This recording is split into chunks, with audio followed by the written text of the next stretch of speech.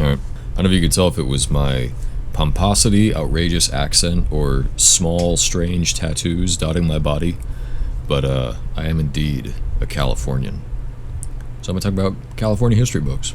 I have a multitude. I have several.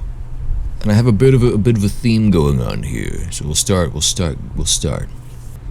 The best place, at least in my experience, and the best place to find really specific history books is at local bookstores. So if you want to learn more about the history of Bakersfield, you should probably go to Bakersfield. For example, an example of that, and to start off, we're going to have the history of Lake County, 1851. Lake County, what a place to start. I picked this up at the Lake County Museum, which I have a little postcard of. I love the Lake County Museum, and it is a prime example of a local place that sells books on local history, often by local authors and historians.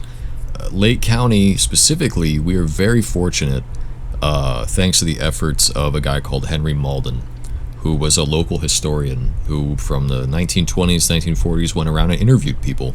Now, none of his research ended up in this book. This is a completely different thing. But it's nonetheless a treasure trove of information. And over the years, I have had such a thrill combing through and finding little anecdotes, dates, names, small little things. Things big and small. History of Lake County, 1881.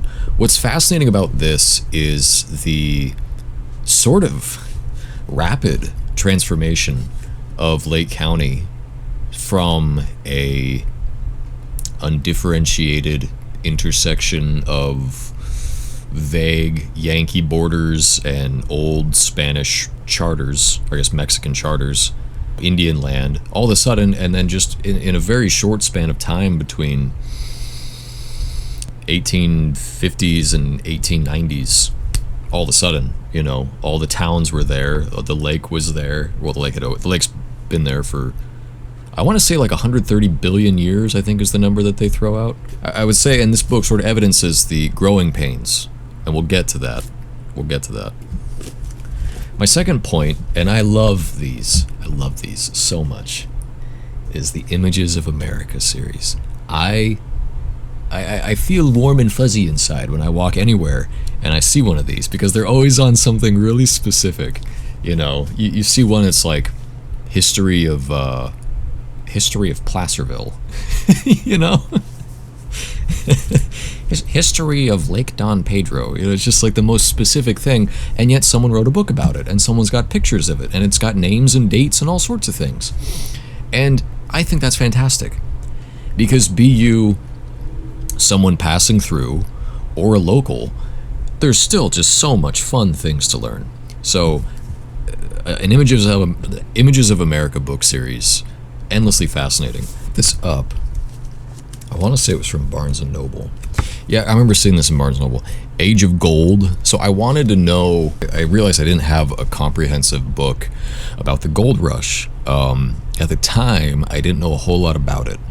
And this is a pretty good, concise book, I would say. I say concise, even though it's a bit of a thick boy. I don't know. I think I'll get to that, though. I don't want to launch too far into it, because I think a lot of these books actually are Gold Rush adjacent. There's a couple different things that kind of correspond to some of my variable interests in California history, and I'm not really sure how to... I guess we'll start here. One thing I'm really interested in is the small, tangible, quotidian things that people lived through and with. There's a couple different things. They come from a couple different perspectives. I have the Dear Charlie letters, which is correspondence with a gold miner in the goldfields. And he talks a lot about just what his schedule was like, the things that he got up to, sort of the trouble that he encountered, good things and bad. The gold rush was definitely not a time, well, I guess you could say this about much of California history. It was definitely not a time where everybody was at the party, but not everybody was having a good time.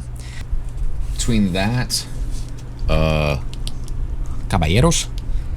And from Mexican Days of the Gold Rush, referring to specifically what people's lives were like. Now, caballeros is about the Southwest in general, but again, things like where you got horses from, how to make a rope, stuff like that. I always find things like that interesting, which I'm going to use as a segue into Miwok, material culture, Indian life of the Yosemites. Now, I picked this up at the Bookman in Orange. I think I've mentioned that place before. And when I say material culture, specifically what this book is about, it literally just goes through a litany of items and explains, specifically for the Miwok, physical, again, like the tangible, what I say earlier, the tangible minutia of people's day-to-day lives. And I think that stuff is very interesting. So I talk about kind of the two different sides. You have what the miners were up to, and you have what the Indians were up to. Lake County History 1881 does a little bit of that as well regarding... Now in here, I don't know if they get too specific because there were more than one tribe in Lake County. So I don't know if there's, I don't recall if the book specifically says, okay, this is what the Eastern Pomo were doing, this is what the Lake Miwok were doing. I don't know if they get into that much acuity. Nonetheless, you do get a little insight into some of the material information which is passed down. Speaking of the Miwok, I have Discovery of the Yosemite and the Indian War, which led to that event, by Lafayette Houghton Bunnell.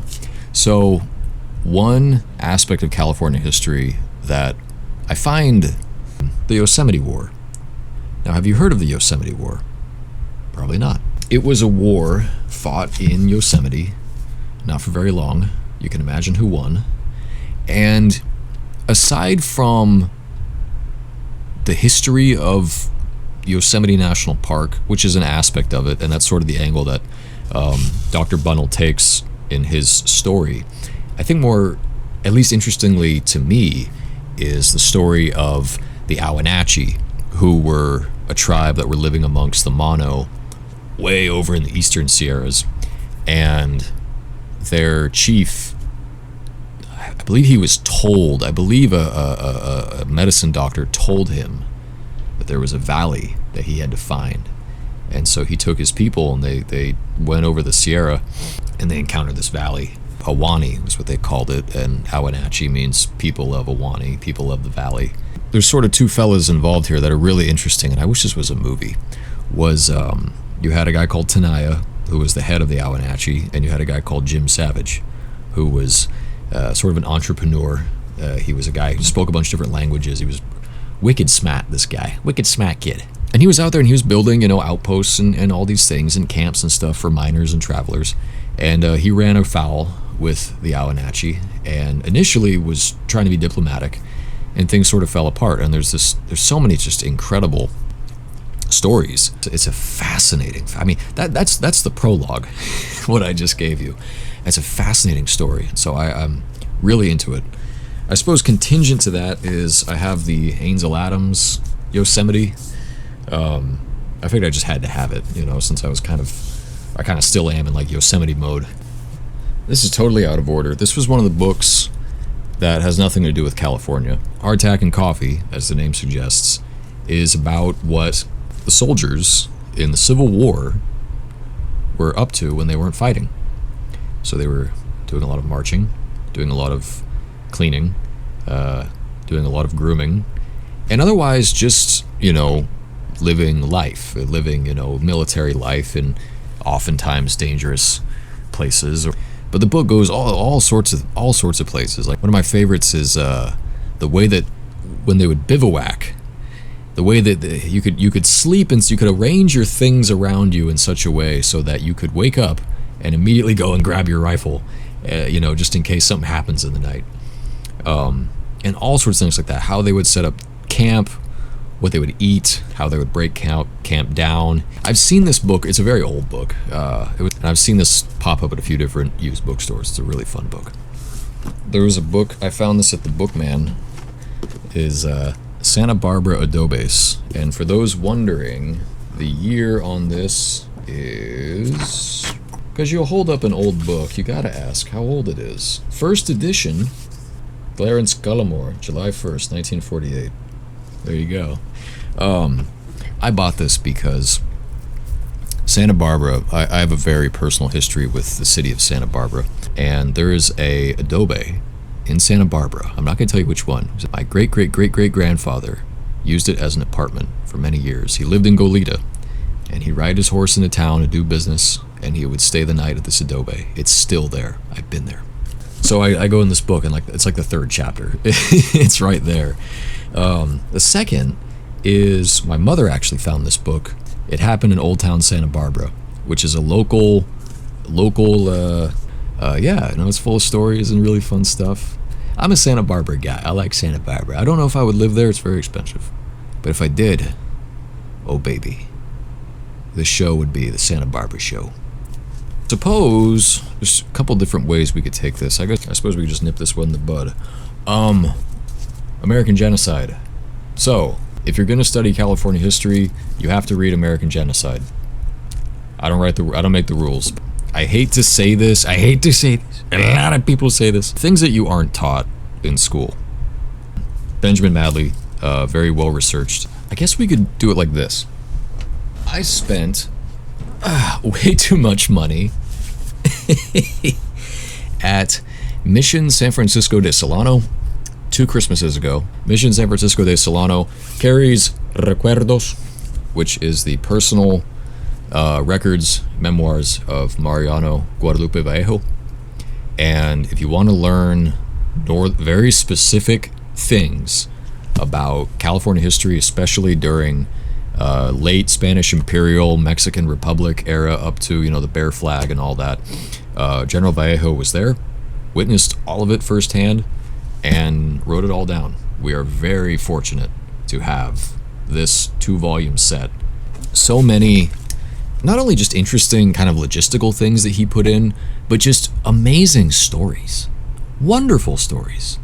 I would love to take some of my favorites in here and turn it into like a little compendium, I don't know what the angle of it would be, but it's just like, great stories from a brief yet just turbulent, I would imagine frightening and awesome at the same time, epic of California history, when Spain pulled out, Mexico was, in the distance, a few thousand criollos in the strange, faraway, beautiful land, paradise on earth. What are we supposed to do with ourselves? The politics, the danger, so many wonderful tales. I'm endlessly fascinated. So, if you got the interest and you got the dough, Recuerdos, I suppose, is the time I bring it full circle. 2 perspectives of Lake County, California, Pomo history. But this is a book that was written by a couple local Pomo, and they just kind of go over various different historical things and talk like that. And it's pretty much, just from a first-person perspective. And so any sort of first-person anything like that, I think is invaluable. I think there's something special to that. And that it's not, that it's bespoke in its own way means that there's just a little bit more gravity there, as a resource. Now, would I cite this necessarily if I was doing a big important thing? No. But for my own personal historical satisfaction, curiosity, and also just homage to local thinkers and lives, I think it's an important thing. And so, there you have it. In a similar vein, we have In My Own Words by Grace McKibben. And this is very similar to the Miwok Material Culture book. It just goes over various different aspects of Wintu life, especially the language. But this is another thing. And this is also a bit of a thicker one. She goes into a lot of detail. I'm actually really impressed by the fidelity. So this I would consider research material, just for the level of detail that it goes into, the respect for historical linguistics, anthropology. If I was working on a project that had some sort of historical reflection with the Wintu in mind, I would do that. I would use this book as research material. But that's pretty much it. I think that's most of my California history books. I have one more book on actually I have 2 books on the Donner Party, 2 more books about the Gold Rush. California Conquered. Basically how we went from, the Mexican Republic to the California Republic, the Bear Flag Revolt, all these things like that. Bear Flag Revolt, by the way, those are my thoughts on the Bear Flag Revolt. I'd say that pretty much covers everything. Oh, it's dark. I'd say that pretty much covers everything. Yeah, I don't have too many California history books. I tend to pick up, I probably won't ever buy a book that's just like, here's the history of California. Because I'd be like, okay, well, where are we starting and where are we ending? And whose history are we talking about? To me, it's like, when I'm interested in some specific aspect of California history, I'll go and I'll find a good book on it. And which is why this list was a little all over the place. I don't have any books about San Francisco or Los Angeles. More so just things comporting to my weird interests here and there. So, California history books. I don't know if I'll talk any more about history too much. I was planning on talking about some of the philosophy books that I have. I feel like philosophy is really just not a realm where I can speak too much. I feel like I'm a little bit better at elucidating fiction. There have been a handful of recordings that I've made where, in editing, I realized that I really didn't, talking about like a fiction book, and I deleted the video in editing because I'm like, I didn't say anything. Nothing. I didn't say anything interesting. I didn't say anything that. But when it comes to philosophy, I feel like there's admittedly, I feel like there's no right way of broaching the topic. So we'll see. Yeah. Thank you for watching. Best of luck in all that you are doing. Best of luck in all your projects. I will see you when I'm looking at you.